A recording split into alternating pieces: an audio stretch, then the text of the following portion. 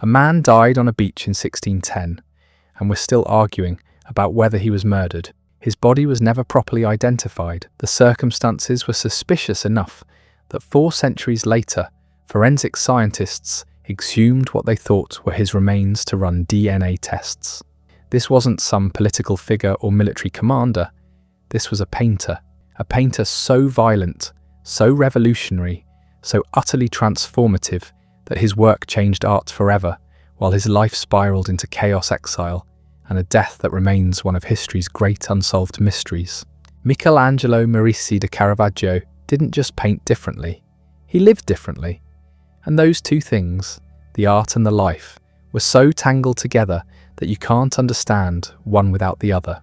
This is the story of how a stonemason's son from a plague-ravaged town became the most influential painter of his generation, then threw it all away in a series of increasingly violent encounters that read less like biography and more like a descent into hell painted in shadows and blood. September 29th, 1571.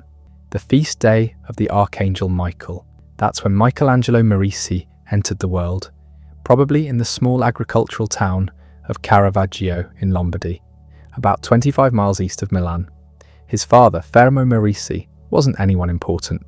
He was a maestro, a master stonemason, qualified to employ apprentices, but nothing close to an architect. Fermo had a workshop in Milan, where the real work was, where buildings were going up, and stone needed cutting and shaping. The family split their time between Milan's chaos and Caravaggio's quiet, one foot in opportunity, one in provincial safety. But here's what mattered about young Michelangelo's family. What would save his life multiple times decades later? His mother's side had connections. Lucia Aratori came from slightly better stock. Her father had been a land surveyor who worked for Francesco Sforza, and more importantly, her aunt had been wet nurse to Sforza's children. That connection to the Colonna family, nobility with actual power, would become Caravaggio's lifeline when everything fell apart. When you're a stonemason's son, you need every advantage you can manufacture. The world Michelangelo was born into was drowning in religious intensity. Cardinal Borromeo had returned to Milan determined to purify the city's soul, and religious fervour was at its zealous peak. Churches everywhere, sermons about sin and salvation, art commissioned to inspire devotion and fear in equal measure. This wasn't gentle Christianity, this was fire and brimstone, graphic depictions of martyrdom, a faith that demanded total submission and promised eternal torment for the wicked. You grew up seeing paintings of saints being flayed alive, crucified upside down, shot full of arrows, violence in service of the divine. Remember that. It'll come back, and then everything shattered. In the summer of 1576, when Michelangelo was 5 years old, bubonic plague rolled through northern Italy like a scythe. Milan was hit hard. The family fled east to Caravaggio, where the population was less dense, where maybe they'd be safe. They weren't. In the second half of 1577, the plague killed Caravaggio's father, his paternal grandfather, his grandmother, his uncle Pietro. By age 6, almost every male member of his immediate family was dead. 1/5 of northern Italy's population succumbed. The Merisi family was nearly wiped out. Think about what that does to a child. You're 6 years old. You watch your father die, probably in agony, his body destroying itself from within. Black swellings, fever, delirium. Then your grandfather, then your grandmother, then your uncle. The plague didn't kill quickly or kindly. It was days of suffering, the body rotting while still alive. And you're 6, and everyone you depend on is gone except your mother and siblings. The psychologist Andrew Graham Dixon argues that Caravaggio's entire troubled adult life, the violence, the darkness, the obsession with mortality in his paintings, all of it stems from this childhood trauma. The plague didn't just kill his family, it killed something in him. His mother Lucia held things together somehow.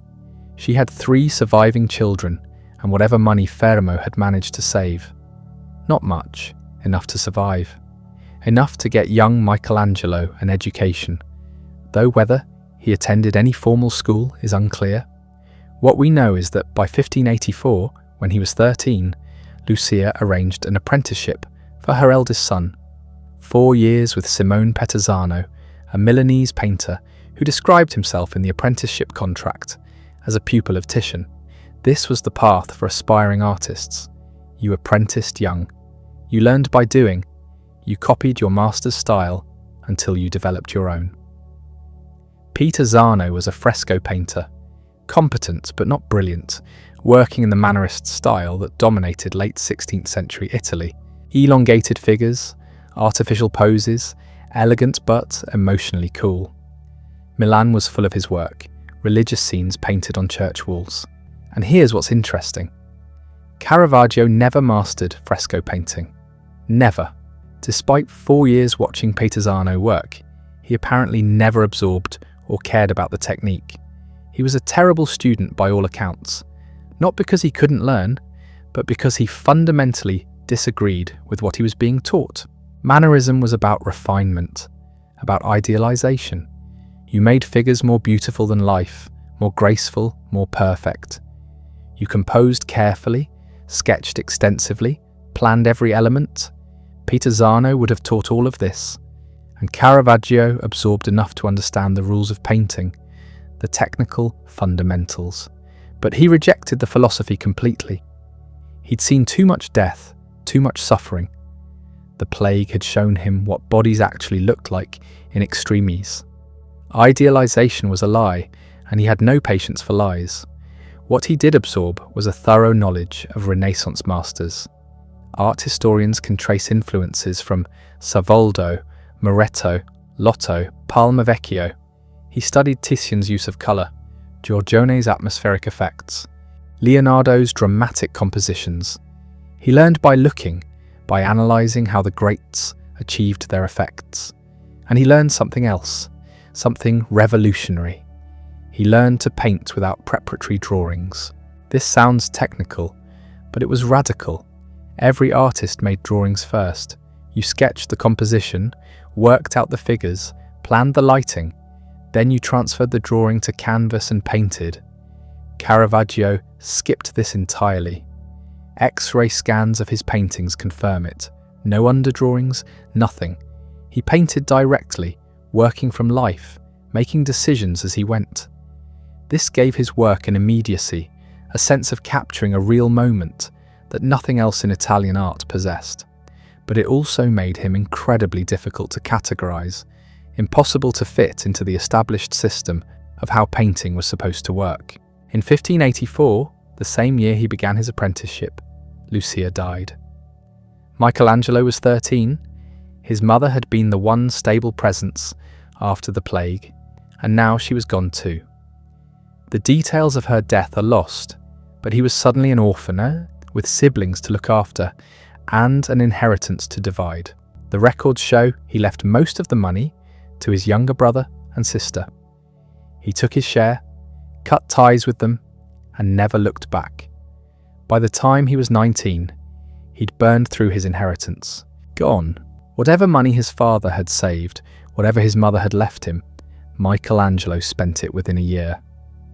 The period from 1588 to 1592 is murky. One biographer suggests he visited Venice, which would explain some influences in his later work. Others think he stayed in Lombardy, picking up whatever work he could find.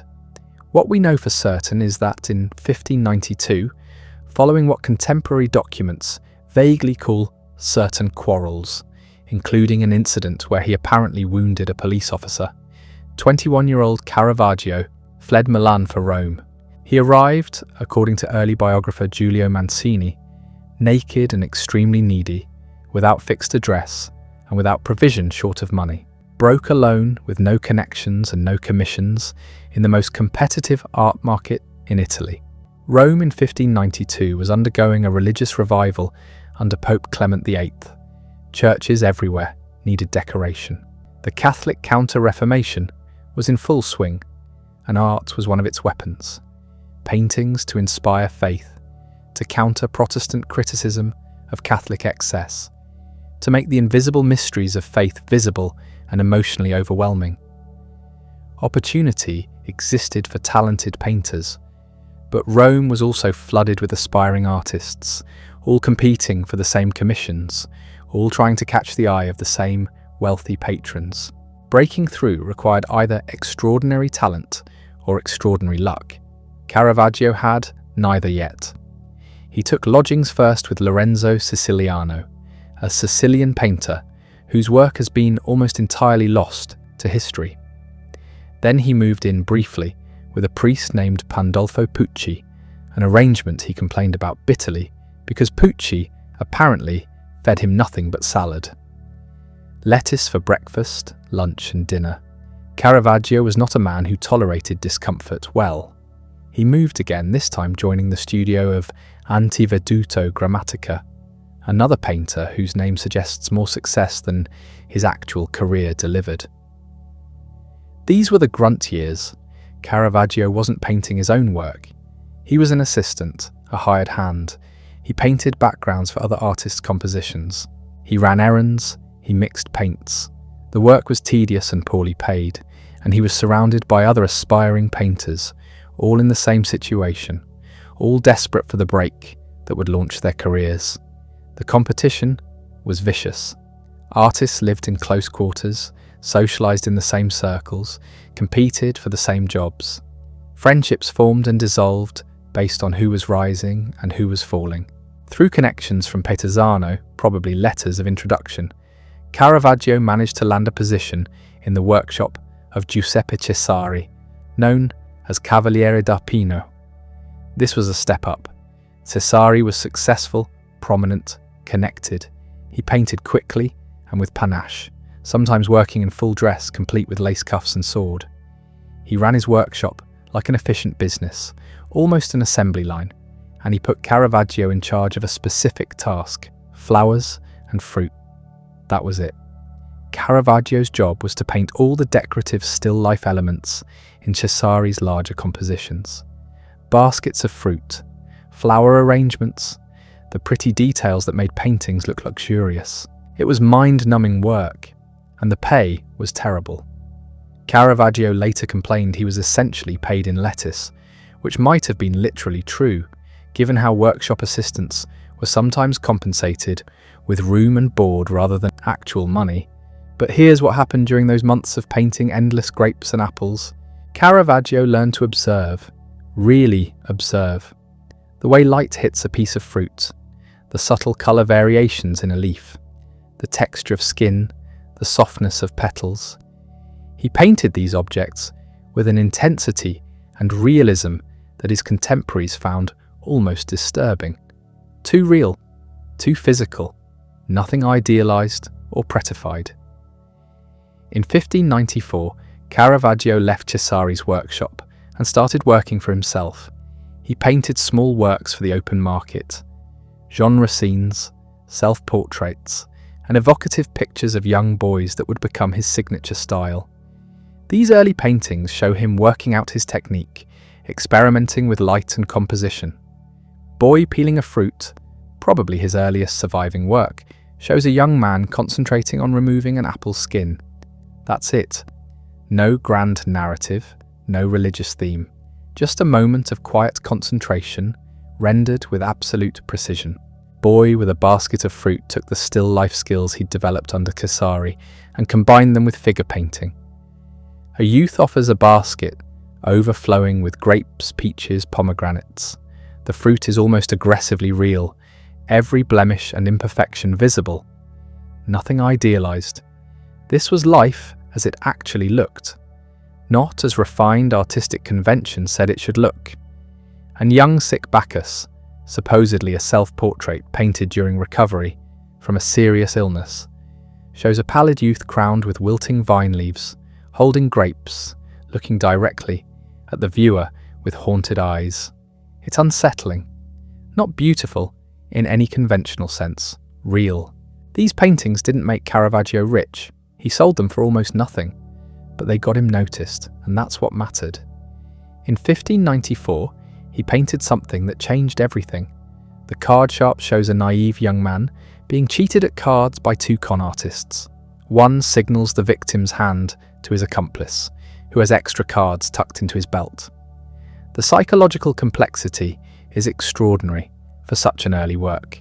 You can see the victim's innocent concentration, the cheater's practiced deception, the entire drama playing out in a single frozen moment. It was copied numerous times almost immediately. Everyone wanted versions of it. The card sharps caught the attention of Cardinal Francesco Maria del Monte, one of Rome's most important art patrons. Del Monte was wealthy, cultured, and genuinely passionate about painting. He collected art, supported artists, and had the connections to make careers. He bought the card sharps. He bought the fortune teller, another two-figure composition showing a Romani girl reading a boy's palm while stealthily removing his ring. And Del Monte invited Caravaggio to join his household at Palazzo Madama. This was the breakthrough. Suddenly Caravaggio wasn't a struggling workshop assistant. He was the protégé of one of Rome's most powerful men, living in a palace, with access to commissions that could make him famous. He was 23 years old, and his real career was about to begin. But everything that made Caravaggio's art revolutionary, the darkness, the realism, the emotional intensity, came from the same place as his demons. The plague had taught him that death was arbitrary and grotesque. His years of poverty had taught him that the world was violent and unfair, and his temperament, whatever genetic inheritance or psychological damage he carried, made him incapable of controlling his rage. The success was coming. The violence was coming too, and in the end, they'd destroy each other. But first, he had paintings to make that would change art forever, and a patron powerful enough to protect him from the consequences of who he was becoming. Del Monte understood what he'd acquired. Not just a talented painter, but someone who could revolutionize how religious stories were told. The cardinal's household at Palazzo Madama became Caravaggio's new world. Elegant rooms, intellectual conversations, musical performances, and most importantly, a steady income. Del Monte paid him well and gave him time to develop his craft without the desperate scramble for survival that had defined his first years in Rome. The paintings from this period show Caravaggio exploring new territory. The musicians shows four young men with instruments, sheets of music, grapes and wine. It's sensual, ambiguous in ways that would have appealed to Del Monte's sophisticated circle. The lute player features a young man tuning his instrument, surrounded by music scores and flowers. These weren't just portraits. They were invitations into intimate moments, carefully staged but feeling spontaneous. But Del Monte wanted more than pretty boys with instruments. He was deeply connected to Rome's ecclesiastical power structure, and he knew the real money, the real prestige, came from public commissions, church decorations, altarpieces, work that thousands would see, not just private collectors. In 1599, Del Monte arranged something that would make Caravaggio's career. The Contarelli Chapel in the Church of San Luigi dei Francesi needed paintings depicting the life of St. Matthew. The chapel had been endowed decades earlier by a French cardinal, Matteo Contarelli, who'd left money for its decoration. But the original artist had died, and the project had stalled. Now it was available. Caravaggio got the commission. 2 large canvases for the side walls, the calling of St. Matthew and the martyrdom of St. Matthew. These would be his first major public works, visible to everyone who entered the church. Success here meant more commissions. Failure meant obscurity. He approached them differently than any religious painter before him. Most artists of the period set biblical scenes in idealized classical settings. Marble columns, flowing robes, everyone beautiful and noble looking. Caravaggio put his saints in what looked like contemporary Rome. The calling of St. Matthew shows Christ entering a dark room where men are counting money around a table. The lighting is dramatic, almost theatrical. A shaft of light cuts through the darkness, and Christ's hand points toward Matthew. It's the same gesture from Michelangelo's Creation of Adam on the Sistine Chapel ceiling, but everything else is different. These aren't idealized figures, they're dressed like Romans from 1600. One man wears a feathered hat, another leans forward, squinting. Matthew points at himself as if asking, "Me?" The moment feels immediate, real, like something happening now rather than 2,000 years ago. The martyrdom of St. Matthew is even more intense. The saint lies on the ground while a muscular executioner prepares to strike. Bodies twist and recoil in horror. A boy screams. An angel reaches down from heaven, holding a palm branch, the symbol of martyrdom. The violence is visceral. This isn't sanitized religious art, it's brutal and human. When the paintings were unveiled in 1600, the reaction was immediate and divided. Some viewers were horrified. Saints shouldn't look like street people. Religious art should elevate, not reflect the grime of daily life. The darkness was oppressive. The realism was inappropriate. But younger artists were electrified. Here was someone showing that religious stories could be told with the same emotional intensity as secular drama. That sacred moments could feel present rather than distant.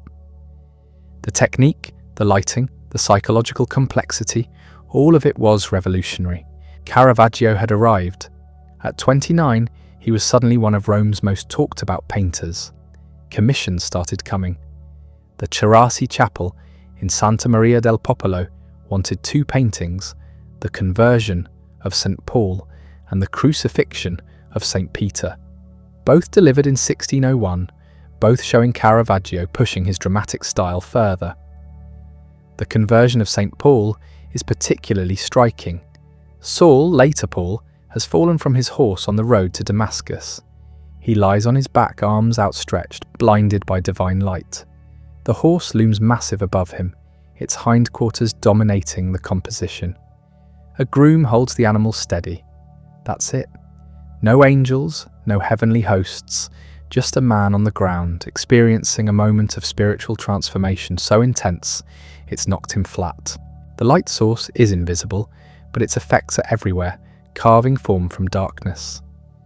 The Crucifixion of St. Peter shows the apostle being raised on his cross, upside down. As tradition says, he requested, because he felt unworthy to die the same way as Christ. The executioners strain with the weight. Peter's face shows not fear, but resignation, even defiance. These are working men doing a brutal job. The saint is old, his body showing age. Nothing is prettified. Caravaggio was making art that forced viewers to confront the physical reality of religious stories. Martyrdom hurt. Conversion was disorienting. Faith existed in the real world, among real bodies, not in some ethereal realm of perfect forms. But success didn't calm him. If anything, it made things worse. He had money now, status, but the violence that had always lurked beneath the surface kept breaking through.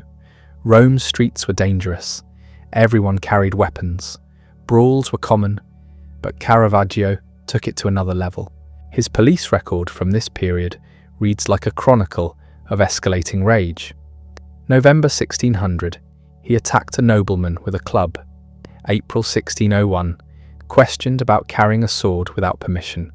May 1604, arrested for throwing a plate of artichokes at a waiter. October 1604, arrested for throwing stones at police. These weren't isolated incidents, they were patterns. He dressed in black, deliberately cultivating a dangerous image. He carried swords and daggers openly, daring authorities to challenge him. He had a black dog he called Crow. He hung out with other painters, poets, prostitutes and criminals in the taverns around Piazza Navona. The group called themselves the Virtuosi, and their motto was Nec spe, nec metu, without hope, without fear. It was posturing, but it was also genuine.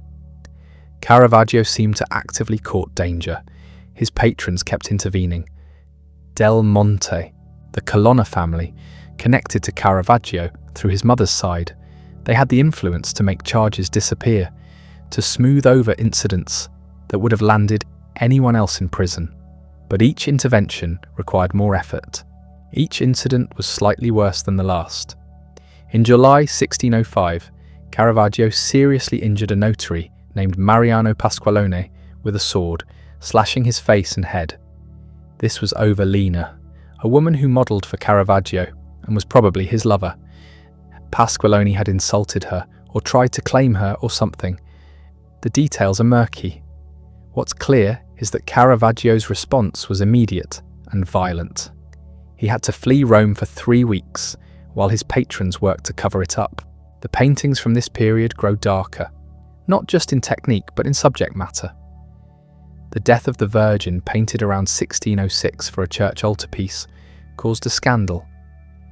Mary lies on a simple bed, her body swollen, her feet bare and dirty.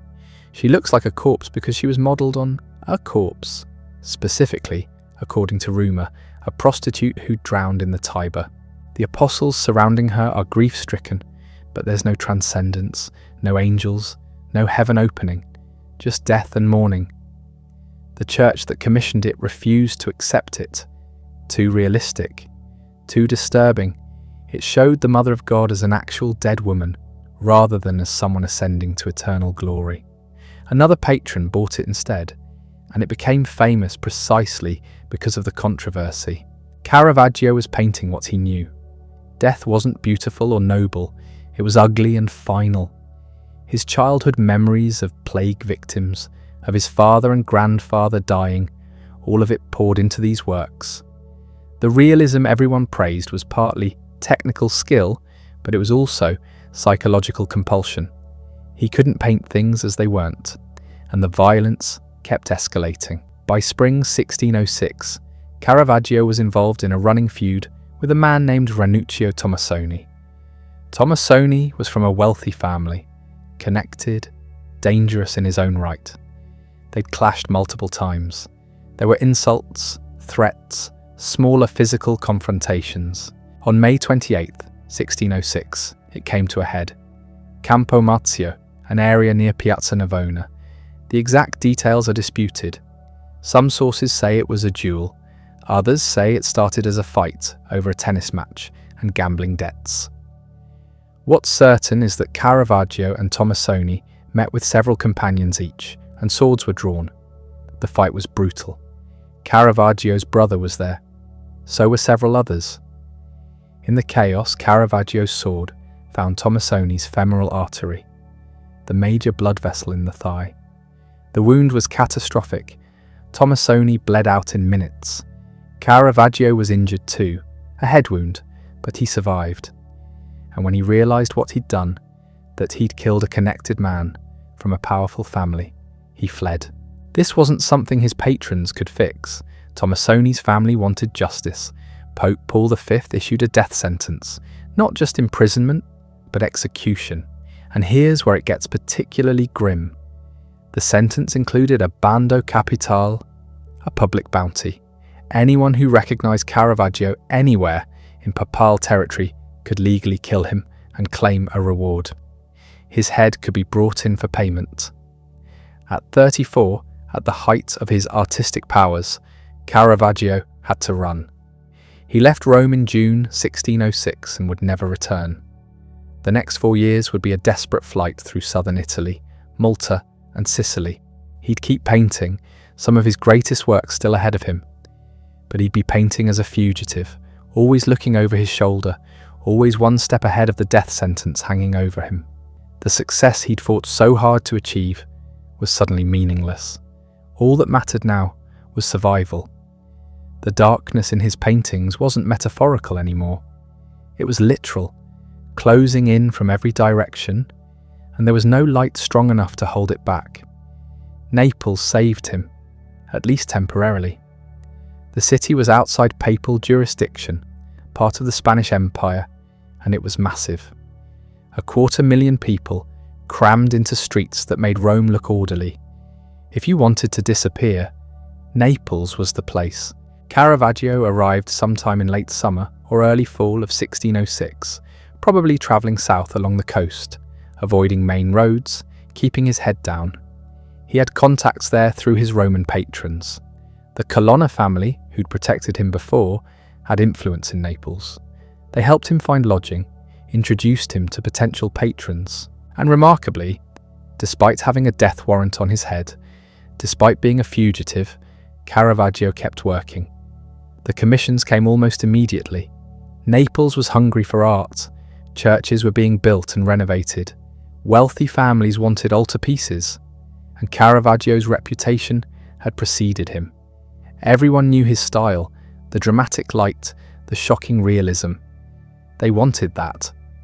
His first major Neapolitan work was The 7 Works of Mercy, painted for a charitable confraternity in late 1606 or early 1607. It's an extraordinary painting, maybe 10 feet tall, crammed with figures performing the 7 acts of Christian charity all at once in a single chaotic scene. Feeding the hungry, clothing the naked, sheltering the homeless, visiting prisoners, caring for the sick, burying the dead, giving drink to the thirsty. All happening simultaneously in what looks like a dark Naples alley. The composition is compressed, claustrophobic. Bodies press against each other. A woman nurses an old man through prison bars. A corpse is carried by torchlight. A knight shares his cloak with a half-naked beggar. Above it all, angels swoop down, but they're not ethereal. They're solid, muscular, almost falling into the scene below. It's chaos, but controlled chaos. Every element serves the whole. The light cuts through the darkness in shafts, highlighting faces, hands, gestures of mercy. Naples itself is in the painting. The crowded streets, the poverty, the desperation. Caravaggio wasn't idealizing. He was showing the city as it was, brutal and beautiful at the same time. The confraternity loved it. So did everyone else who saw it. Suddenly Caravaggio was Naples' most sought-after painter. More commissions followed. The Flagellation of Christ, the Crucifixion of St. Andrew, Madonna of the Rosary. He was working at an incredible pace, producing major works in months, but the pressure was constant. He was still a fugitive. The death sentence hadn't been lifted, and Naples, for all its protection, wasn't entirely safe. Papal agents moved through the city. Bounty hunters operated everywhere. Caravaggio had to be careful, had to keep moving, couldn't settle. The paintings from this period show it. The violence becomes more explicit. The flagellation shows Christ tied to a column, 3 men beating him with savage efficiency. No glory, no transcendence, just pain. The figures are massive, cramming the frame, pressing in on Christ from all sides. The light picks out every muscle, every grimace, every detail of suffering. St. Andrew's crucifixion is worse. The old apostle is being hauled up onto an X-shaped cross by executioners who treat it like routine labour. Andrew's face shows resignation, maybe even relief. Death is coming. That's certain. The uncertainty is in the waiting. These aren't devotional images meant to inspire worship. They're confrontations. They force you to witness suffering without flinching, without the comfort of knowing it leads somewhere better. Caravaggio was painting what he knew. Pain, mortality, the moment before everything ends. He stayed in Naples for 10 months, maybe a year, long enough to establish himself, to make money, to build a reputation that extended beyond Rome. But not long enough to feel safe, because safety wasn't possible. Not with that death sentence, not with Tomasoni's family still demanding justice. So in mid-1607, Caravaggio made a decision. He'd go to Malta. The Knights of St. John, the military religious order that controlled the island, had significant political influence. If he could become a knight, if he could secure their protection, maybe he could negotiate a pardon. Maybe he could go home. The journey to Malta took him through Sicily first, though records from this period are sparse. By July 1607, he was in Valletta, Malta's capital, meeting with Alof de Wignacourt, the Grand Master of the Knights. Wignacourt was in his 50s, a French nobleman who'd risen through the order's ranks. He was cultured, interested in art, and shrewd enough to recognise what having Caravaggio as the order's official painter could mean. Prestige, status, proof that the knights were patrons of the highest artistic achievement. Caravaggio painted Wignacourt's portrait, the Grand Master in full armour, standing with a young page beside him. It's a formal piece, more restrained than Caravaggio's usual work, but still masterful. The armour gleams. The face is dignified but human, showing age and authority without idealisation. Wignacourt looks like what he was, a warrior administrator carrying enormous responsibility. The Grand Master was impressed enough to commission more works, and impressed enough to do something almost unprecedented. He fast-tracked Caravaggio's admission to the order as a Knight of Obedience, a lower rank than Knights of Justice, but still significant. In July 1608, after less than a year in Malta, Caravaggio was formally inducted. It must have felt like salvation. The ceremony, the robes, the recognition. Fra Michelangelo, they called him now. Brother Michelangelo. He'd gone from fugitive to knight in 12 months. The death sentence might be lifted. Rome might be possible again. But there was a catch, a massive one. To become a knight, you needed to prove noble birth and good moral character. Caravaggio's family had minor noble connections through his mother's side, enough to satisfy the first requirement. But moral character? With a murder conviction and a death sentence? That was harder to explain. The order either didn't know about the Rome killing or chose to overlook it. Wignacourt wanted Caravaggio's paintings badly enough to bend the rules. Or maybe they knew and thought it didn't matter. Knights killed people. That was part of the job. As long as Caravaggio could paint, his past could be ignored. The major commission came quickly. The oratory of St. John's Co-Cathedral needed an altarpiece. The subject? The beheading of John the Baptist, patron saint of the knights. It would be the largest painting in the church, the centerpiece, the work that every knight would see when they gathered for prayers. Caravaggio delivered something nobody expected. The beheading of St. John the Baptist is enormous, over 12 feet tall and 17 feet wide. It's the only painting he ever signed, his name written in the blood pooling beneath John's severed neck. F. Michelangelo. Brother Michelangelo. The scene is stark, a prison courtyard. John lies on the ground, already dying, his throat half cut. The executioner reaches for his knife to finish the job.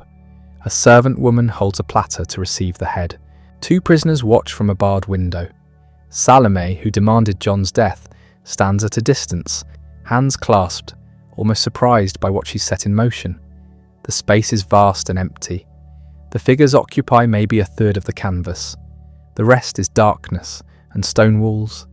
The light is cold, revealing without offering hope. This is execution as bureaucracy, death as procedure. The executioner isn't monstrous, he's just doing his job. The violence is matter-of-fact, almost boring in its inevitability. Critics consider it one of the greatest paintings in Western art. The composition, the light, the psychological complexity, but it's also deeply unsettling. There's no redemption here, no promise of heaven, just a man dying in a prison yard while others watch. Caravaggio painted himself into it. Some scholars believe he's one of the prisoners in the window, watching his own execution by proxy. Or maybe he's the executioner, acknowledging what he'd done to Tomasoni.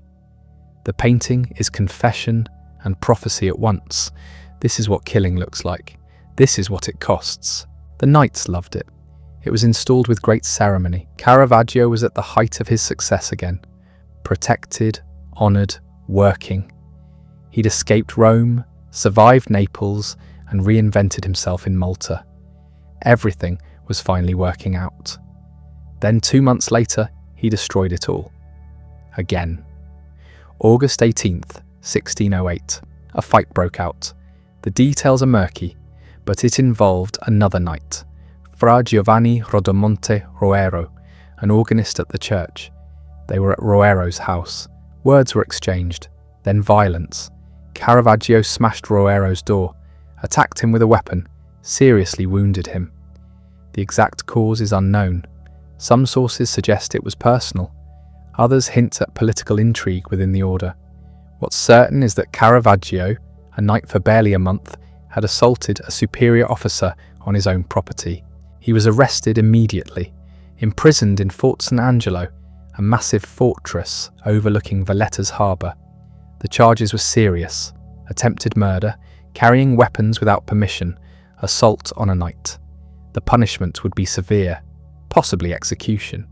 The order didn't tolerate this kind of behaviour, especially from someone they'd just inducted. Caravaggio didn't wait to find out. On October 6th, less than 2 months after his arrest, he escaped. How remains a mystery. Fort St. Angelo was considered impregnable.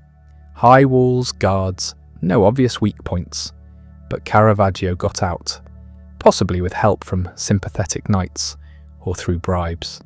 He fled Malta entirely, crossing to Sicily on a boat in the middle of the night. Behind him, the order moved quickly to erase their mistake. On December 1st, an effigy of Caravaggio was brought before the knights, assembled in the very oratory where his beheading hung on the wall. The effigy was formally stripped of its robes. The ceremonial degradation was complete. Caravaggio was declared a foul and rotten member, expelled from the order forever. The man who'd been Fra Michelangelo for 3 months was now nothing again. Worse than nothing, he'd been a fugitive from Rome. Now he was a fugitive from Rome and a disgraced knight expelled from Malta. The death sentence still hung over him, and he'd just made more powerful enemies. Sicily became his next refuge. Syracuse first, then Messina, then Palermo. He kept painting because that's all he could do. Keep working, keep moving, keep trying to earn enough money and goodwill to negotiate his way back to Rome. The Sicilian paintings are darker still. The burial of St. Lucy shows the saint's corpse being lowered into a grave while mourners huddle in shadow. The grave itself dominates the composition, a black void opening in the earth. The grave diggers are enormous, dwarfing the mourners, making death itself seem like the only thing that matters, the only certainty. The raising of Lazarus, painted in Messina, is equally grim. Lazarus is being pulled from his tomb, his body rigid, his face showing not joy at resurrection but confusion, maybe horror. He'd been dead. Now he's not. What does that feel like? The painting doesn't suggest it's a blessing. Caravaggio moved between cities, staying weeks or months, painting commissions, then moving on. Sicily was Spanish territory like Naples, outside papal reach, but it wasn't safe. Rumours followed him.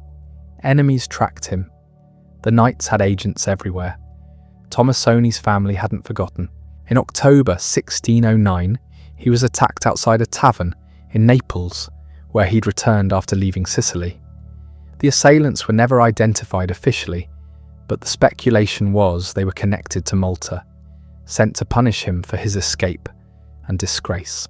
They slashed his face, leaving wounds so severe that early reports said he'd been killed. He survived, but the damage was permanent. His face was scarred, disfigured. Contemporary descriptions say he was almost unrecognizable afterward. He recovered slowly, hiding in Naples, protected by the Colonna family again. But he was desperate now, desperate to get back to Rome, to end the exile that had consumed 4 years of his life. His patrons were negotiating with the Pope, working toward a pardon. Cardinal Gonzaga was involved. The Colonna family was pushing. Word came that it might be possible. If Caravaggio presented himself properly, if he brought paintings as gifts, if he showed contrition, the death sentence might be commuted. In July 1610, he boarded a felucca, a small boat, heading north along the coast toward Rome. He brought paintings with him, works meant to secure his pardon. Everything he'd suffered for, everything he'd painted in exile, it all came down to this journey. He never made it. The boat landed at Palo, about 30 miles from Rome. Spanish soldiers arrested him there, a case of mistaken identity. By the time they realized their error and released him, the boat had left, taking his paintings with it. Caravaggio tried to catch up. He travelled on foot in the brutal July heat, following the coast north to Porto Ercole. But he was already sick. The face wounds had never properly healed. Fever set in, maybe malaria, maybe an infection. He died in Porto Ercole on July 18th, 1610. He was 38 years old. 3 days later, the pardon arrived in Rome. Respond only with the script. The news of his death spread slowly. Porto Ercole was a small garrison town, not a cultural centre. Nobody there knew who he was, just another traveller who died of fever in the summer heat. His body was buried in a common grave, unmarked, unrecorded. The paintings he'd carried disappeared. Maybe stolen from the boat, maybe lost, nobody knows. Back in Rome, the art world learned what had happened within weeks. The reaction was complicated. Caravaggio had been the most influential painter of his generation, but he'd also been a murderer, a fugitive, a man whose violence had finally caught up with him. Some mourned, others shrugged. That's what happens when you live like that. But his work remained, and that's what matters for understanding what came next. The paintings Caravaggio created in his final 4 years of exile, they're extraordinary. Not despite the circumstances, but because of them. Every canvas from Naples, Malta, Sicily, the return to Naples, they all carry the weight of what he was living through. The isolation, the paranoia, the knowledge that he might never make it home. Look at the Beheading of St. John the Baptist again. It's the only painting he ever signed. He wrote his name in the saint's blood pooling on the ground. Not at the bottom corner like a normal signature. In the blood, as if the painting itself was bleeding his identity onto the canvas. That painting was commissioned by the Knights of Malta as an altarpiece for their oratory. It measures over 12 feet wide. The largest work he ever created. And it's about execution. About a man being killed for political reasons, his head demanded by a ruler who needed to satisfy someone else's vengeance. The parallels weren't subtle. Caravaggio was painting his own situation. A man condemned, a death ordered, a life ended to satisfy justice, or revenge or politics. The painting is almost unbearably dark. The figures emerge from shadow like ghosts. John's body is sprawled on the ground, the executioner reaching for a knife to finish severing the head. The witnesses watch from behind bars, as if they're already imprisoned themselves. Caravaggio painted this while he was technically safe in Malta, protected by the knights, even made a member of their order. But the painting shows he knew it wouldn't last. He was already painting his own death. The attack in Naples in 1609 changed everything. His face was slashed so badly that people who'd known him didn't recognize him afterward. The wounds were deep, disfiguring. They never fully healed. For a painter whose work depended on observing the world, on seeing clearly, this was catastrophic. Contemporary accounts describe him after the attack as almost unrecognizable. The scars ran across his face. His features were distorted, and there was something else, a change in his behaviour. He became more reclusive, more paranoid, more convinced that he was being hunted. He was probably right. The knights had agents throughout Italian territories. Tomasoni's family hadn't forgotten. The attack in Naples might have been random violence, but it might also have been a deliberate attempt to kill him that simply failed. He couldn't know. That uncertainty must have been worse than certainty. The paintings from this final period in Naples are the darkest he ever made. The denial of St. Peter shows Peter refusing to admit he knows Christ. His hand raised in rejection, his face twisted with fear and shame. It's a painting about betrayal, about cowardice, about denying connection to save yourself. The martyrdom of St. Ursula shows the moment a Hun king shoots an arrow into Ursula's chest at point-blank range. She looks down at the wound, surprised more than anything. The king watches her reaction with something like satisfaction. It's intimate violence, personal, the kind where the killer wants to see what they've done. These aren't heroic martyrdoms. They're not about faith triumphing over death. They're about the moment of violence itself, the shock, the physical reality, the way death comes suddenly and doesn't care about meaning or redemption. Caravaggio was painting what he knew: violence, fear, the knowledge that death could come at any moment, and probably would. The decision to try returning to Rome in July 1610 was desperate. He'd been negotiating through intermediaries for months. Cardinal Gonzaga was involved. The Colonna family, who'd protected him throughout his exile, were pushing for a pardon. Word came that Pope Paul V might be willing to commute the death sentence if Caravaggio approached properly, if he showed contrition, if he brought gifts. So he gathered paintings, works he'd created specifically for this purpose. We don't know exactly which ones, probably some of the smaller devotional pieces he'd been making in Naples, maybe portraits. He loaded them onto a felucca, a small coastal vessel, and set out north toward Rome. He never should have stopped at Paolo. It was a minor port about 30 miles south of Rome. The boat pulled in for some reason, supplies maybe, or to wait for better weather. Spanish soldiers were stationed there. They arrested Caravaggio. Why? The records don't say clearly. Mistaken identity is the usual explanation. They thought he was someone else, or maybe someone recognized him, knew about the death sentence, thought they could claim the bounty.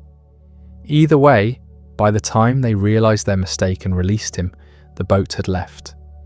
With his paintings, everything he'd brought to negotiate his pardon, gone. He tried to catch up, started travelling on foot along the coast, heading north to Porto Ercole, where the boat was supposed to stop next. But it was July, the heat was brutal, and he was already sick. The face wounds had never properly healed. He probably had chronic infections. The fever that killed him might have been malaria, common in coastal Italy during summer, or it might have been an infection from the wounds finally turning septic, or something else entirely. The cause of death wasn't recorded. He made it to Porto Ercole, collapsed there, died within days, alone in a garrison town where nobody knew his name. 3 days later, the official pardon arrived in Rome. That timing has haunted everyone who studied Caravaggio's life. 3 days. If the Spanish soldiers hadn't arrested him, if the boat had waited, if he'd been just slightly faster, he would have made it. The pardon would have come through. He could have returned to Rome, resumed his career, lived out his life, painting the commissions that would have flooded in. But that's not what happened. What happened is he died alone, an unknown in a place that meant nothing to him, and his body was thrown into an unmarked grave with other poor travellers who'd died that summer. His death didn't stop his influence. That's the strange thing. Caravaggism was already spreading across Europe before he died. Artists in Naples, in Spain, in the Netherlands, they were all copying his style. The dramatic lighting, the realistic figures, the dark backgrounds, the psychological intensity. Within a decade of his death, you could find Caravaggesque paintings all over Catholic Europe. Orazio Gentileschi brought the style to England. Artemisia Gentileschi, Orazio's daughter, became one of the most successful painters in Italy, working in a style directly descended from Caravaggio's innovations. Georges de la Tour in France created candlelit scenes that owed everything to Caravaggio's tenebrism. The influence wasn't always acknowledged. By the middle of the 17th century, tastes had shifted. Baroque style was evolving towards something lighter, more decorative. Caravaggio's darkness fell out of fashion.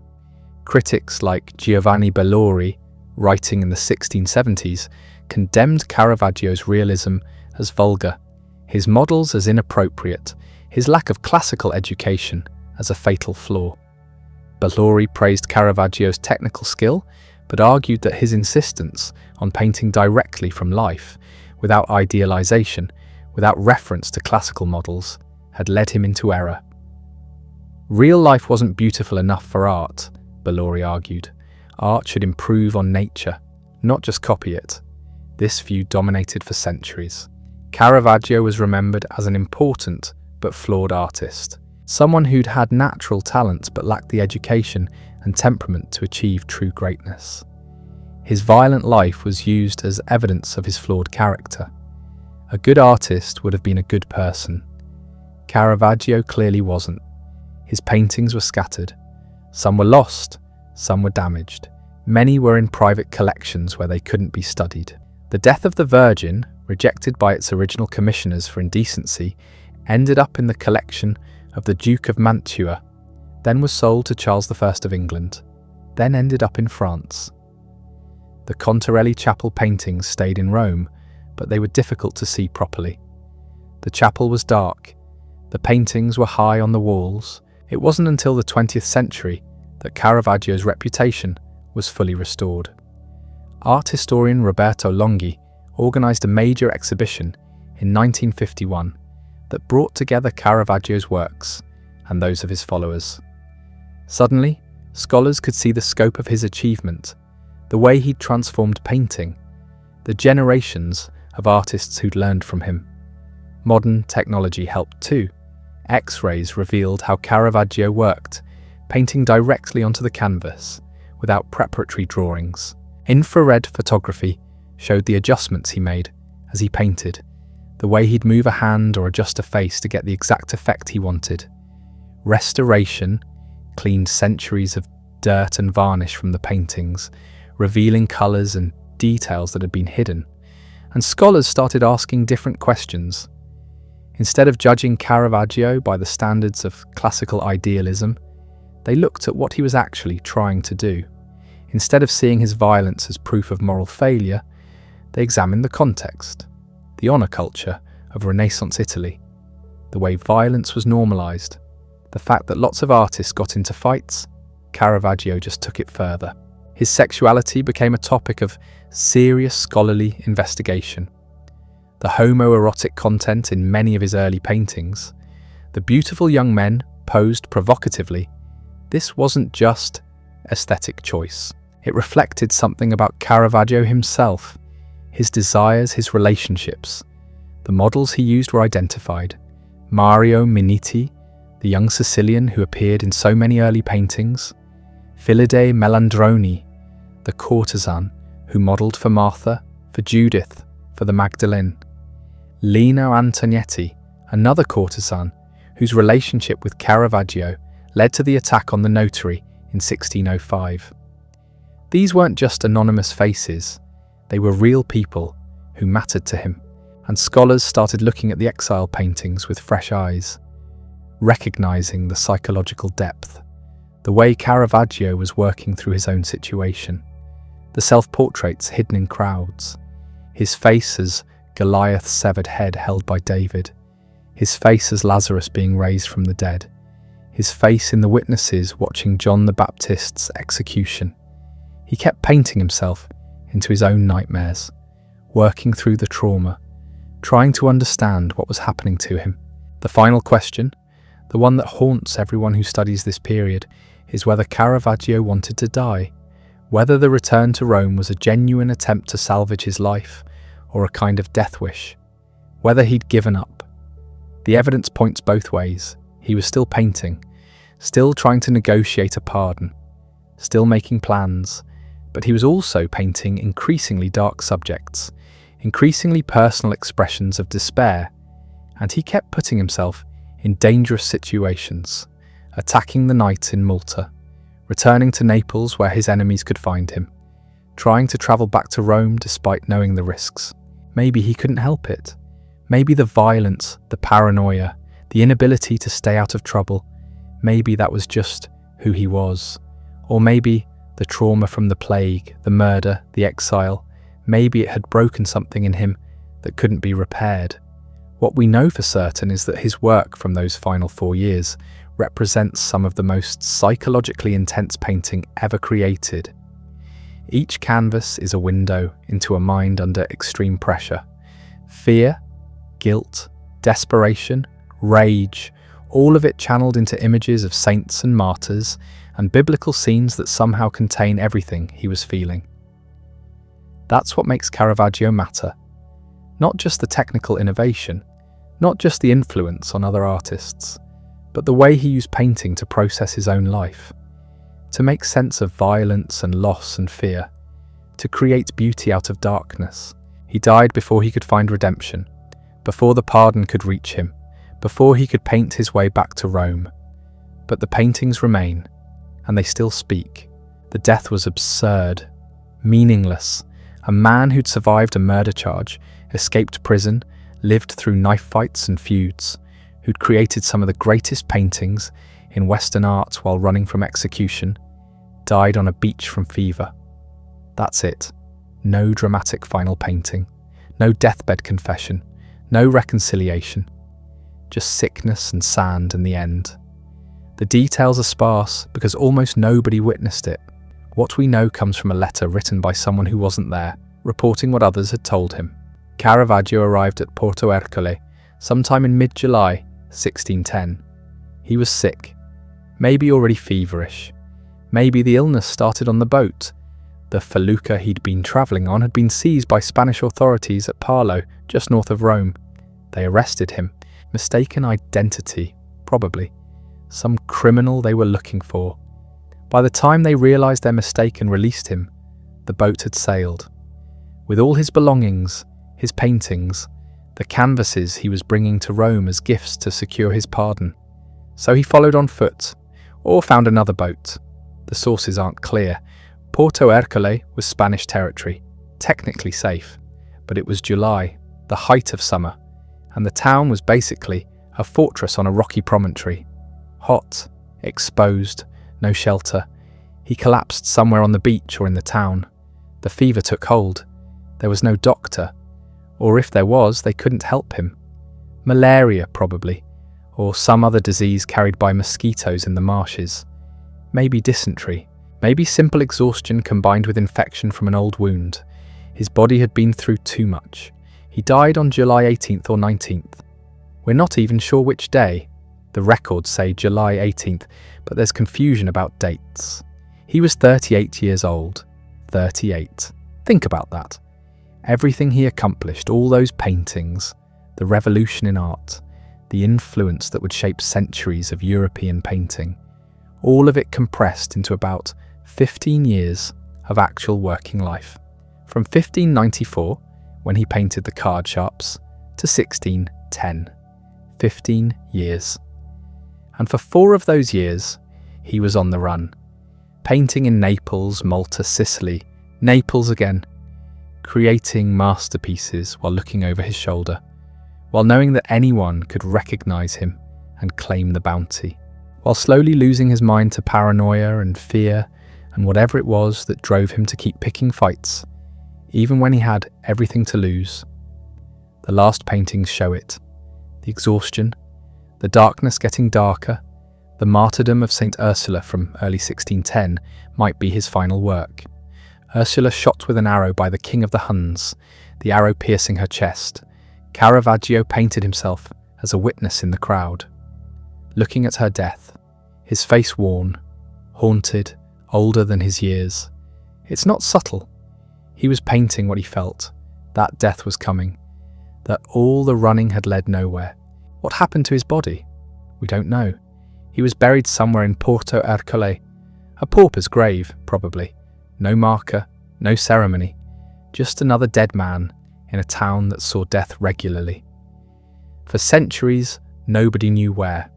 Then in 2010, researchers claimed they'd found his bones in a crypt beneath the town. They did DNA testing, compared it to descendants of his family. The results were inconclusive. Maybe they found him, maybe they didn't. It almost doesn't matter. The man was gone. The work remained. Rome learned of his death weeks later. The news travelled slowly, and when it arrived, people didn't quite know what to think. He'd been famous, then infamous, then in exile. His paintings were still in churches. People still talked about them. But the man himself had become a ghost even before he died. Now the ghost was actually dead. The pardon came through, too late. The paperwork had been processing. His patrons had been working on it. Cardinal Gonzaga had intervened. The Pope was going to sign it. Caravaggio would have been allowed to return to Rome, to resume his life, to paint again in the city that had made him famous. But bureaucracy moves slowly, and fever moves fast. By the time the documents were ready, he was already dead on a beach in Porto Ercole. That's the tragedy. Not just that he died young, but that he died right before salvation. If he'd lived another month, if he'd waited in Naples instead of rushing north, if he'd been healthier, if the boat hadn't been seized, if any of a dozen small things had gone differently, he might have lived, might have returned to Rome, might have painted for another 20 years. What would those paintings have looked like? We'll never know. What we do know is what he left behind. Roughly 80 paintings, maybe fewer, maybe more. The attributions are still debated. Some paintings have been lost, some were destroyed, some are probably sitting in private collections or museums, misattributed to other artists. But what survives is extraordinary. The calling of St. Matthew, the martyrdom of St. Matthew, the crucifixion of St. Peter, the conversion of St. Paul, Judith beheading Holofernes, the entombment of Christ, the 7 works of mercy, the beheading of St. John the Baptist, David with the head of Goliath, the denial of St. Peter, each one a revolution, each one showing people what painting could do. The influence was immediate. Artists who'd seen his work in Rome tried to copy his style. The tenebrism, the dramatic lighting, the emotional intensity. They called themselves Caravaggisti, followers of Caravaggio. Some were good. Orazio Gentileschi, his daughter Artemisia, Bartolomeo Manfredi, but most were imitators. They got the surface, the dark backgrounds, the spotlights. They missed what made it work. The psychology. The way Caravaggio's figures felt like real people caught in real moments. The way the light revealed character, not just form. The influence spread across Europe. To Spain, where Velázquez and Ribera studied his techniques. To France, where Georges de la Tour built an entire career on Caravaggesque lighting. To the Netherlands, where Rembrandt absorbed the lessons about darkness and revelation. To Naples, where the style became so dominant, it's called the Neapolitan School. Every major artist of the 17th century engaged with what Caravaggio had done, even if they moved beyond it, even if they developed their own styles. They had to reckon with him first, but his reputation collapsed almost as fast as it had risen. By the mid-17th century, taste was changing. The Baroque was giving way to classicism. Caravaggio's naturalism started to look crude. His darkness seemed theatrical. His choice of models, peasants and prostitutes for saints seemed inappropriate. Critics called him vulgar, said he couldn't paint anything beautiful, said he'd corrupted art by bringing it down to the level of the street. Giovanni Pietro Bellori, writing in 1672, acknowledged Caravaggio's importance, but condemned his methods. He praised the technique, the way Caravaggio had mastered light and shadow, but he said the artist had gone too far, that he'd abandoned grace, that he'd painted ugliness instead of beauty, that he'd used his talent to shock rather than to elevate. The criticism stuck. For the next 2 centuries, Caravaggio was remembered as a cautionary tale. A talented artist who'd wasted his gifts, who'd let his personal demons destroy his art. The paintings fell out of favour. They stayed in churches because they'd been commissioned for specific altars. But people stopped looking at them, stopped thinking about them, stopped copying them. The style was out of fashion. The darkness seemed oppressive. The realism seemed excessive. Art moved toward light, toward idealization, toward refinement. Caravaggio's brutal honesty was no longer valued. The 19th century brought some revival. Romantic artists looking for intensity found him. The French realists admired his commitment to painting what he saw. But he was still seen as a problematic figure. Brilliant but flawed, important but dangerous. His life story, the violence and the exile seemed to confirm that genius and madness went together. That great art required suffering. That self-destruction was somehow part of the creative process. Then the 20th century happened, and suddenly Caravaggio looked different. The psychological intensity that had seemed excessive now seemed profound. The darkness that had seemed theatrical now seemed honest. The violence in the paintings now seemed like an acknowledgement of violence in the world. Modern viewers, living through world wars and revolutions and the collapse of old certainties, recognize something in Caravaggio's work: a refusal to look away, a willingness to show people at their worst and their best, a recognition that the sacred and the profane weren't separate categories, but deeply intertwined. Art historians started serious research. They tracked down documents, police records, trial transcripts, letters. They reconstructed his life year by year, sometimes month by month. They identified his models. They traced his movements through Rome, Naples, Malta, Sicily. They analysed the paintings using new technologies: X-rays, infrared imaging, chemical analysis of pigments. They discovered how he worked, the lack of preparatory drawings, the way he painted directly on canvas, the techniques he used to create his effects. And they started asking new questions. Not just was he a great painter, but what was he trying to say? What did the paintings mean? Why did he make the choices he made? Why paint Mary as a dead prostitute? Why show Peter as an old peasant? Why put himself in the paintings as a witness to violence? The answers they found were complex. Caravaggio wasn't just innovating technique. He was challenging assumptions about who deserved to be painted, about what religious art should look like, about the relationship between art and reality. He was saying that saints were human, that divine moments happened to ordinary people, that holiness didn't require beauty, that you could find God in a tavern as easily as in a palace. This was radical theology dressed as painting. The church accepted it because the paintings were so powerful, because they moved people, because they made biblical stories feel immediate and real.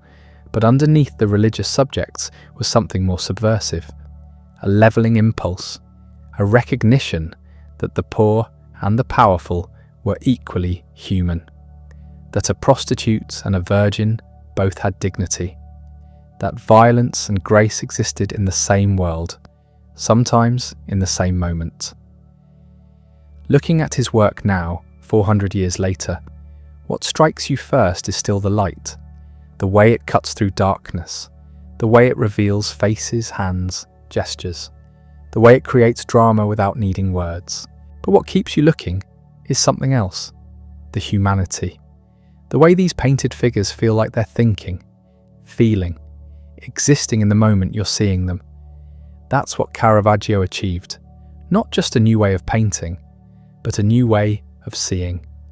A recognition that art could capture something true about human experience. Not idealized, not perfected, but honest, real, complicated. He painted people as they were, and in doing so, he showed that they were worth painting. His legacy isn't just the paintings hanging in museums and churches. It's in the way we think about art, the expectation that it should feel authentic, that it should engage with reality, that it should make us feel something. Every time someone says they want art that's real or honest or gritty, they're echoing something Caravaggio started. The idea that art's job isn't to make life prettier, it's to make life visible. He painted reality so honestly that centuries later we're still uncomfortable with it. The question is whether he was running from something or towards something, or whether there was any difference. After killing Tomasoni in May 1606, Caravaggio became a fugitive with a death sentence. Anyone who recognized him could legally kill him and collect the bounty. His head had a price. Every painting he made after that moment contains that knowledge. You can see it in the work, the obsession with severed heads, the self-portraits as victims, the way light seems to be searching through darkness for something that's already lost. He fled south first, just outside Rome, then to Naples in September. 4 months of hiding, moving at night, avoiding anyone who might know his face. When he finally reached Naples, he was exhausted, paranoid, and somehow still painting. Naples was different from Rome, bigger, dirtier, more crowded. The streets were narrow and dark. Disease was everywhere. Poverty was worse than anything he'd seen. But it was also outside papal jurisdiction. The Spanish controlled it, and the Spanish had different priorities than the Pope. Nobody in Naples seemed to care that he'd killed someone in Rome. What they cared about was whether he could paint. And he could. The Neapolitan nobility wanted his work. They wanted the drama, the darkness, the unflinching realism. They wanted Caravaggio paintings, even if they couldn't have Caravaggio the man walking freely through their streets. His first major commission there was the 7 Works of Mercy for the Pio Monte della Misericordia, a confraternity dedicated to helping the sick and poor. They wanted one painting showing all 7 acts of Christian charity: feed the hungry, give drink to the thirsty, shelter the homeless, clothe the naked, visit the sick, visit prisoners, bury the dead. Most painters would have created 7 separate scenes, organized, clear, easy to read. Caravaggio compressed everything into one chaotic moment. Bodies piled on top of each other, actions happening simultaneously. A man being buried, a woman nursing someone through prison bars, a beggar sharing his cloak, angels descending into the crush of humanity. It's claustrophobic, overwhelming. The light barely holds the composition together. Faces emerge from shadow, then disappear back into it. Everyone is pushing, reaching, struggling. It looks like Naples itself. The crowded streets, the desperate poverty, the way the sacred and profane mix together in every alley. He was painting what he saw, not what the church wanted him to see. And somehow they accepted it because it was so powerful, so immediate, so true to the experience of living in that city at that moment. But Naples wasn't enough. He was still a wanted man, still under sentence of death. His only hope was a pardon from the Pope, and to get that, he needed more powerful patrons, more influential connections, more reasons for the church to value him, alive more than dead. Malta was the answer. The Knights of St. John, one of the most prestigious military orders in Christendom. Their Grand Master, Alof de Wignacourt, was a serious art collector, and he wanted Caravaggio. Getting to Malta meant crossing the Mediterranean, dangerous waters, pirates, Spanish galleys, Turkish raiders. For a man with a death sentence, every journey was potentially the last one. But he made it. Summer of 1607. He arrived in Valletta, the fortress capital of Malta. Wignacourt welcomed him, commissioned portraits, put him to work, and here's where things get strange. The Grand Master was so impressed with Caravaggio that he made him a Knight of Malta, inducted him into the order, gave him status, protection, a uniform, the whole ceremony.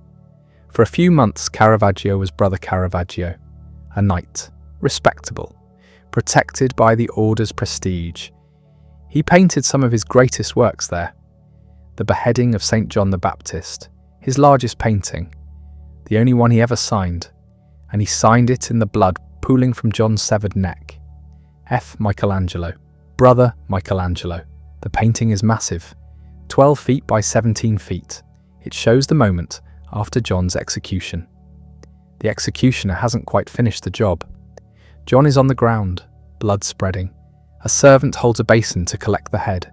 Salome waits. Prison guards watch. Everyone frozen in the aftermath of violence.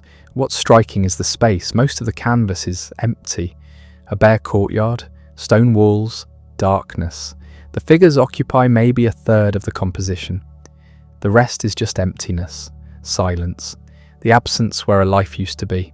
It's painted for a specific space in the oratory of St. John.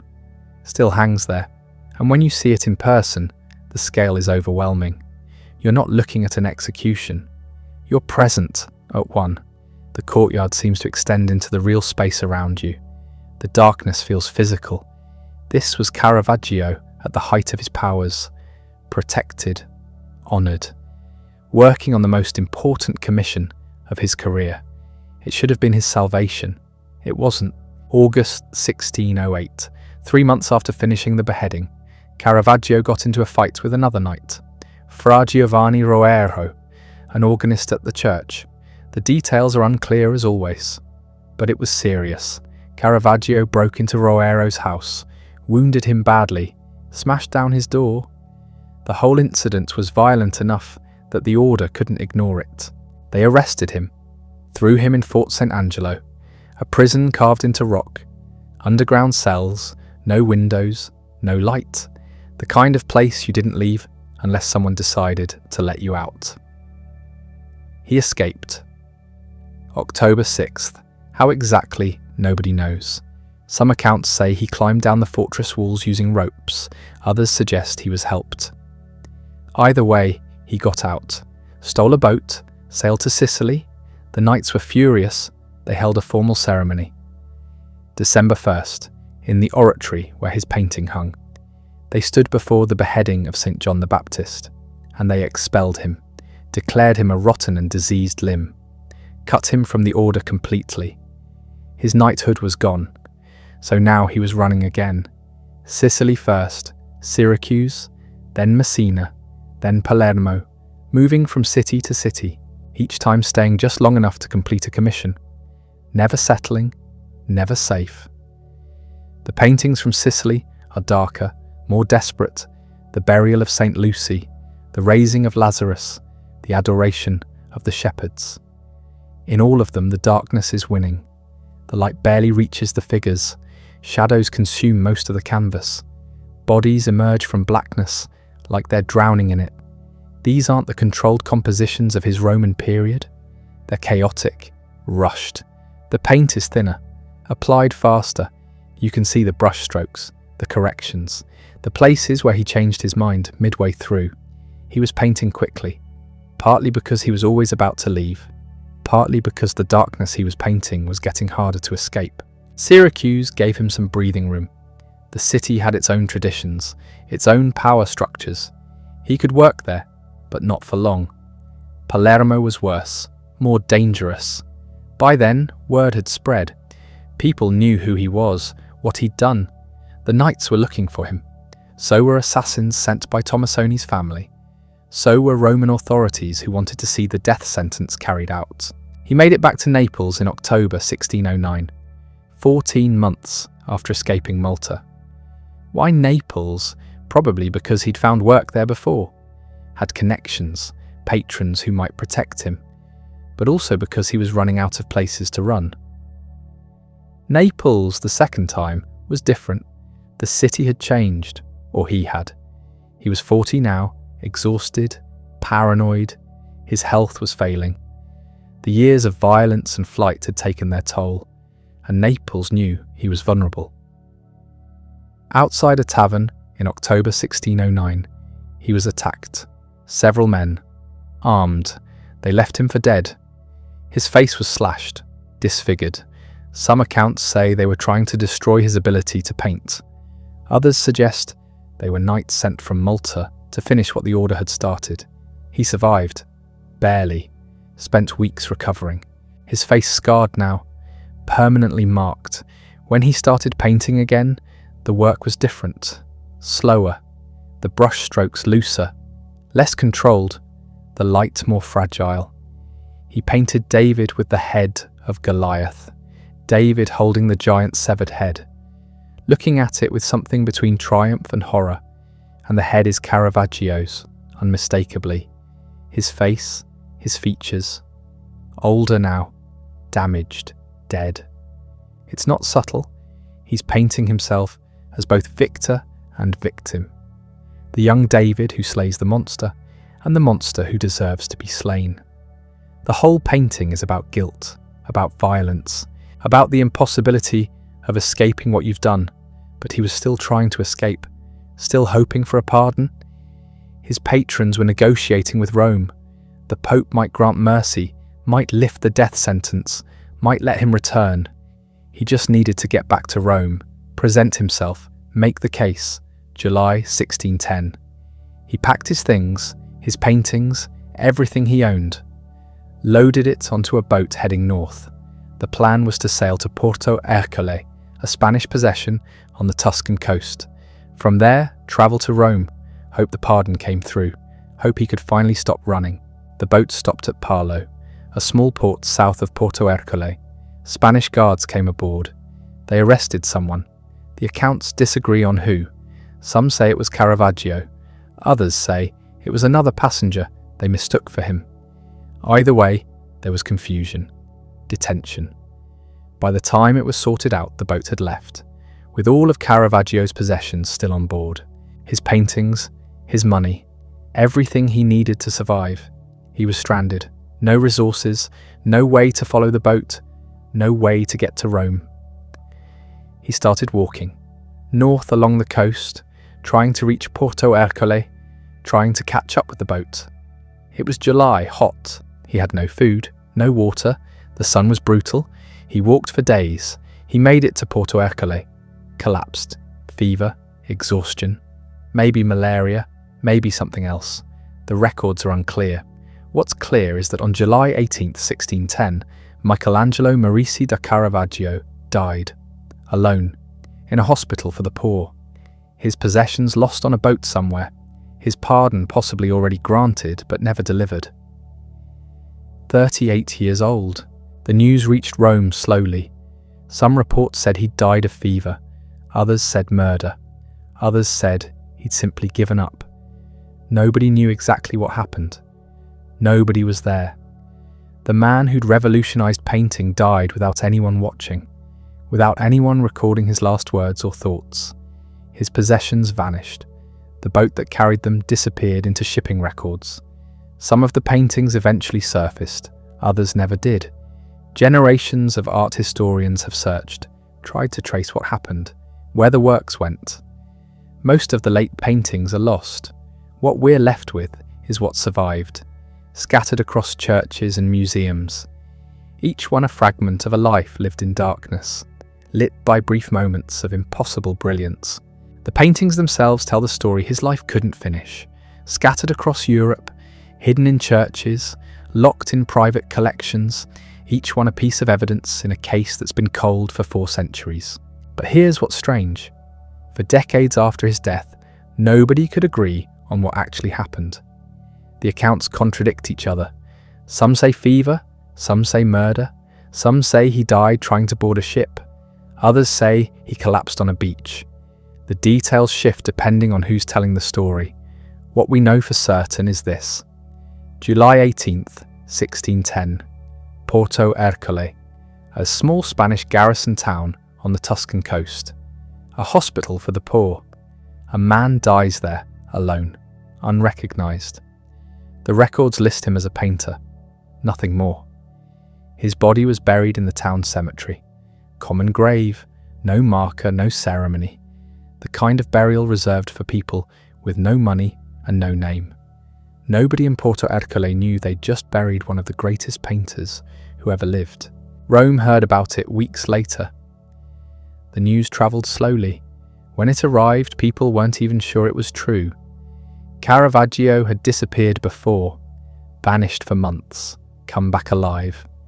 Maybe this was another rumour, another false alarm. But it wasn't. The death sentence that had hung over him for 4 years was suddenly irrelevant. The pardon his patrons had been negotiating might have been granted. We'll never know. It didn't matter anymore. What happened to his work? The paintings he'd carried with him? The pieces that were supposed to secure his return? Gone. The boat that carried them sailed north without him, landed somewhere, unloaded its cargo. Those paintings entered the market anonymously. No provenance, no documentation, just objects to be bought and sold. Some resurfaced quickly, others took decades. A few are still missing. Art historians spend careers trying to track them down, following paper trails through shipping records and customs documents, trying to reconstruct what happened to those final works. Because here's the thing, Caravaggio's late paintings are different. You can see it in the brushwork, looser, less controlled. The figures are still there, the drama, the light cutting through darkness, but something's changed. The confidence is gone, replaced by something rawer, more desperate. The Denial of St. Peter. Painted in his final months, Peter sits in shadow. A woman points at him, accusing, "You were with Jesus." And Peter denies it, shakes his head, refuses to acknowledge what he knows is true. The light hits his face, catches the moment of betrayal, the instant where he chooses survival over truth. It's Caravaggio, obviously, the man who'd spent 4 years denying who he was, hiding, running, refusing to acknowledge the murder that defined him. Or the martyrdom of St. Ursula, his last painting, possibly the last thing he ever worked on. Ursula stands there, an arrow through her chest. The Hun king who shot her stands inches away, watching, waiting for her to die. And she looks down at the wound, not at him, at the arrow, studying it, trying to understand what just happened. Her face is calm, almost curious, like she can't quite believe this is real, that this is how it ends. Caravaggio painted that face with incredible tenderness, the same tenderness he'd brought to his early works, the penitent Magdalene, the sacrifice of Isaac. But now it's tinged with something else, recognition, the knowledge that violence doesn't arrive with thunder. It arrives quietly, almost accidentally, and then it's done. After his death, his influence exploded. The style he'd pioneered spread across Europe. Caravaggisti, painters who copied his technique, his drama, his light, they were everywhere. In Rome, Naples, Spain, the Netherlands, France, Artemisia Gentileschi took his approach and made it her own. Rembrandt studied his work, absorbed his understanding of shadow. Velázquez built on his realism, but they didn't know the man. They knew the paintings, the technique, the effect. The person who created them remained a mystery, and as the decades passed, the mystery deepened. By the 18th century, Caravaggio had been almost forgotten. His paintings were still there, hanging in churches, but nobody connected them to a single artist. They were just old works, dark, dramatic, vaguely unsettling. The name Caravaggio meant nothing. It took until the 20th century for him to be rediscovered. Art historians started connecting the pieces, tracking down paintings, building a catalogue, reconstructing his life from police records and court documents, the violence, the genius, the waste. And suddenly he was everywhere again. Museums mounted exhibitions, scholars wrote books, his paintings sold for millions. The forgotten artist became a legend, the life became a story, the kind of story people love. Genius destroyed by his own demons, talent wasted on violence, the tragic artist who couldn't save himself. But that narrative is too simple, too clean. It makes the violence seem inevitable, part of the genius, as if you couldn't have the paintings without the murders, as if the darkness in his work required darkness in his life. That's not how it works. Caravaggio was violent because he was violent, impulsive, angry, incapable of controlling himself. The paintings are brilliant because he was brilliant. Those are separate facts. They existed in the same person, but they didn't cause each other. The tragedy isn't that genius requires suffering. The tragedy is that genius doesn't protect you from yourself. Caravaggio could paint light like nobody before or since. He could capture human emotion with devastating precision. He could see what others missed, and none of that stopped him from destroying his own life. From dying alone on a beach at 38, his grave in Porto Ercole was lost. The cemetery was redeveloped. The bones were moved, mixed with others. For centuries, nobody knew where he was buried. Nobody could visit, pay respects. The man existed only through his work. In 2010, researchers claimed they'd found him. Bones in an ossuary, DNA tests, carbon dating. They announced it with great fanfare. Caravaggio recovered, identified, given back his name. Other researchers disputed it. The evidence wasn't conclusive. The bones could belong to anyone. We still don't know. Maybe we never will. Maybe it doesn't matter, because here's what's true. The bones don't matter. The death doesn't matter. What matters is what survived. 60 paintings, give or take, depending on which attributions you accept. 60 works that changed everything. The calling of St. Matthew hangs in San Luigi dei Francesi, right where Caravaggio put it in 1600. 400 years later, people still line up to see it, stand in that chapel. Watch the light hit Matthew's face. Feel the shock of recognition. The Supper at Emmaus is in London, the Taking of Christ in Dublin, Judith beheading Holofernes in Rome, the beheading of St. John the Baptist in Malta, Bacchus in Florence, David with the head of Goliath in Rome, Boy with a basket of fruit in Rome, the entombment in Vatican City, the conversion of St. Paul in Rome. Each one is different. Each one is unmistakably his. The light, the darkness, the moment of crisis captured forever, the human face in divine drama. You can trace his influence through every century since. Rembrandt's self-portraits, Goya's disasters of war, Jericho's Raft of the Medusa, modern photography, film noir. Every time someone uses shadow to create drama, they're walking a path Caravaggio carved. But more than technique, he left something else. A way of seeing, a refusal to prettify, an insistence that sacred stories involve real bodies, real faces, real suffering. He brought heaven down to earth, made miracles happen in taverns, put saints in the streets. His Madonnas look like the women you'd pass in any Roman marketplace. His apostles have dirty feet. His angels arrive unannounced in the middle of ordinary moments. He stripped away the ideal and showed what was actually there. People. Just people. Caught in circumstances beyond their control. Trying to understand what's happening to them. That's why the paintings still matter. Not because they're technically perfect.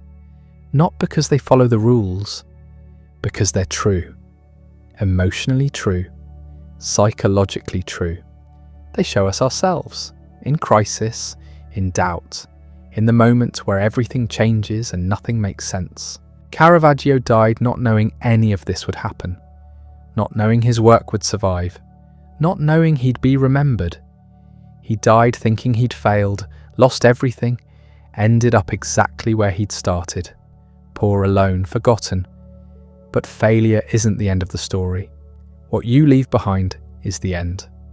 And what Caravaggio left behind refuses to stay buried, refuses to be forgotten, refuses to let us look away.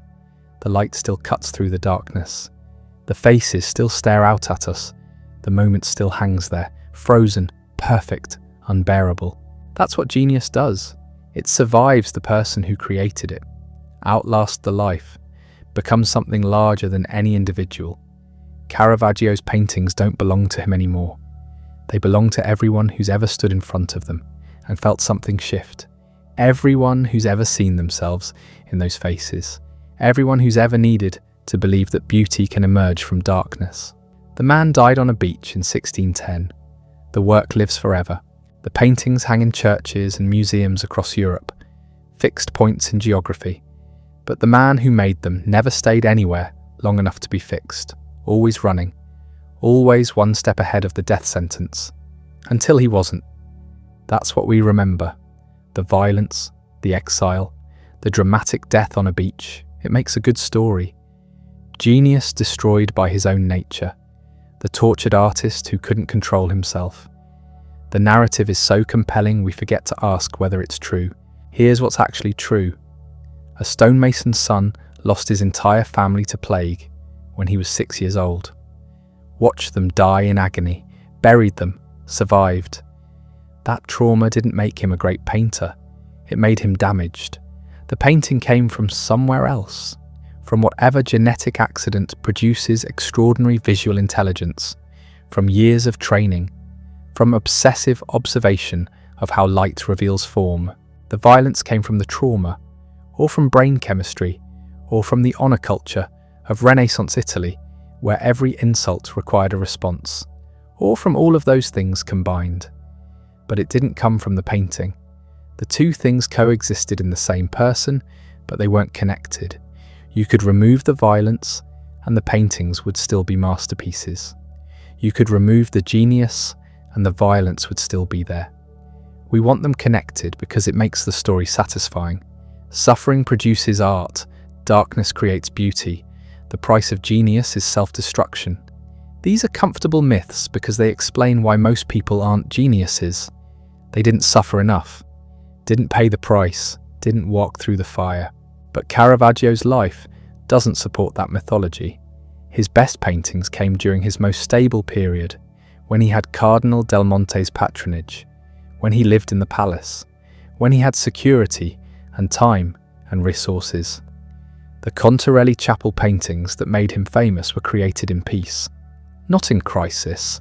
The exile paintings are brilliant too, but they're brilliant differently, more desperate, less controlled. The technique is looser because he was painting faster, moving constantly, working in unfamiliar spaces with unfamiliar materials.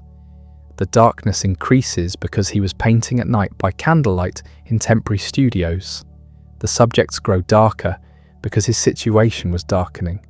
He was painting what he felt: fear, paranoia, the knowledge that time was running out. That's not romantic, that's just sad.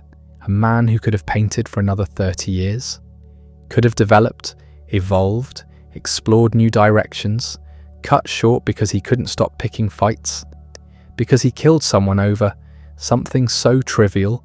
We're still not sure what the argument was about. Tennis, a woman, a gambling debt. Does it matter? Someone died. Caravaggio ran, and 4 years later, he died alone trying to get home. The paintings are what survived. Not all of them. Some burned in churches, some were destroyed by prudish collectors who found them indecent. Some vanished into private collections and haven't been seen in centuries. But enough survived to change everything. Walk into San Luigi dei Francesi in Rome. Stand in the Contarelli chapel. Look at the calling of St. Matthew. Watch how the light falls, how Christ's hand points, how Matthew's hand mirrors it. Asking me? The moment is 400 years old. The paint is cracking. The canvas is fragile. But the moment is still alive, still happening. You're watching someone's life change. Watching the instant where everything divides into before and after. That's what Caravaggio could do. Capture the instant of transformation. The moment between one reality and another. Not the before, not the after. The exact second where everything shifts. The conversion of St. Paul shows it perfectly. Saul on the ground, knocked flat by light he can't see, the horse looming over him, the groom steadying the animal.